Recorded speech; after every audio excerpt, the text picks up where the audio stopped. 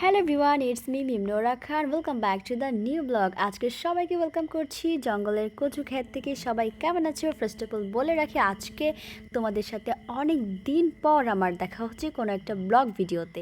আজকে আমি তোমাদের সাথে শেয়ার করবো ময়মনসিংহের ট্রেডিশনাল একটা রেসিপি।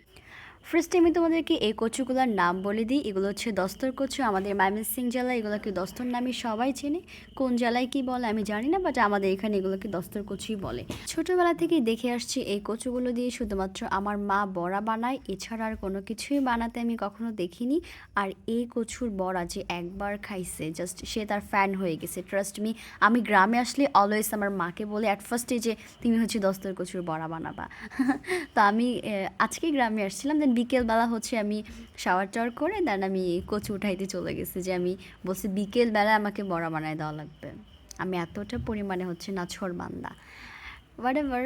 দেন আমার বোন এখানে বসে বসে কাটতেছিল, আর আমার আম্মু সুন্দর করে কুচি কুচি করতেছিল। এগুলাকে ফুল প্রসেসিং করবো এখন আমরা। লাইক এটার মধ্যে অনেক কিছুই মিক্সড করা লাগবে, চালের গুঁড়া, হলুদ, মরিচ, তারপর হচ্ছে আরও অনেক কিছুই ইনগ্রিডিয়েন্টস দিয়ে এটাকে ভালো করে মিক্সড করে দেন হচ্ছে আমরা নর্মাল তেলেও এটা ভাজা যায়, ফ্রাই করা যায়, ইভেন হচ্ছে গিয়ে যে কোনো তেলে এটাকে ফ্রাই করা যায়। আমরা এখানে নিয়েছিলাম গরুর তেল।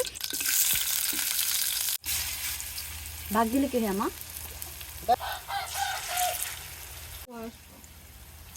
এখন দুটো রয়েছে।